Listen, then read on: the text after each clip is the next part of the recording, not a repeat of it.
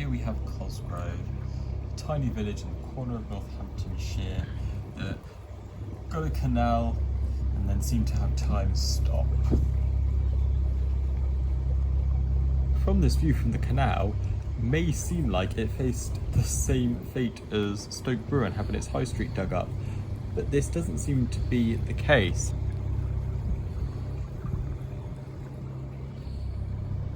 However, the coming of the canal did lead to the construction of this ornamented bridge called Solomon's Bridge at the request of the Biggins family, who owned a lot of land in the area at the time of the canal's construction.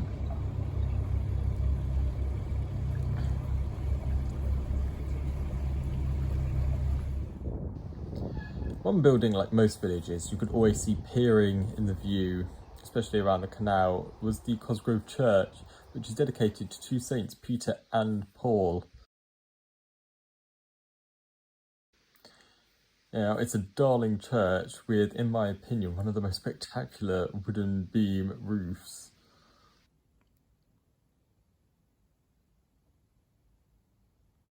And even a furry red door. It also features a small plaque dedicated to a former local called John Beauchamp, who helped plan and finance the Mayflower expedition to the United States in the 1600s. However, this village's most notable feature isn't even in the village. It is this viaduct, the Iron Trunk, which I recently made a separate video about.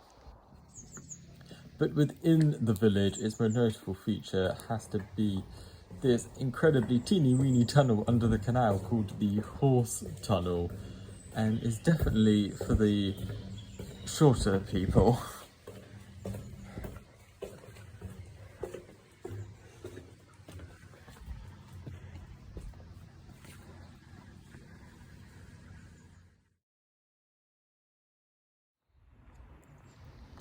Up on the nearby railway is the village of Castlethorpe, which, you guessed it, used to have a castle, which was in this field, and you can clearly see where the moat used to be with this massive dip.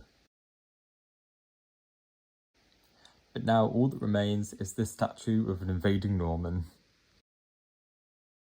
But within the village itself, it has this lovely church and these delightful railway cottages.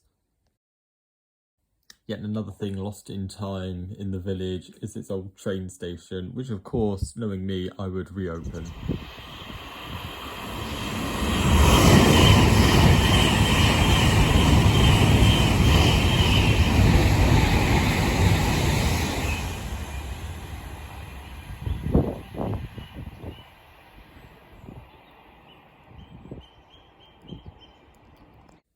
The next village to the east, Hanslope, is famous for two things. Firstly, this grand church tower, one of the tallest around at St. James the Great. And just outside, the super high security government facility Hanslope Park. This was originally a stately home owned by a Danish royal, but was passed over to the government during World War II for the war effort.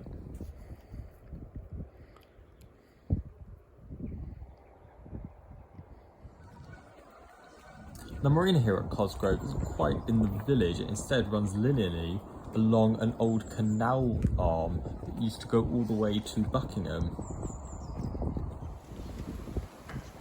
But today you get so far down and you reach a bridge with some construction bits and a boat around it, signalling the point of no return so far for the canal.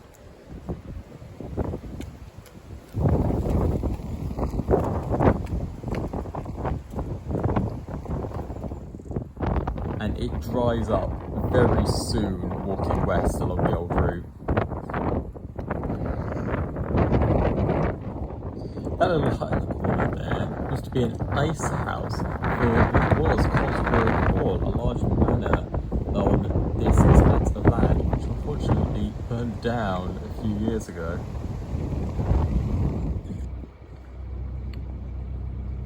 So there you go, Cosgrove. This will be the last village we're in for a while, which I'm very sad about. But then again, towns do have a lot more amenities alas, we'll see you next time in Wolverton.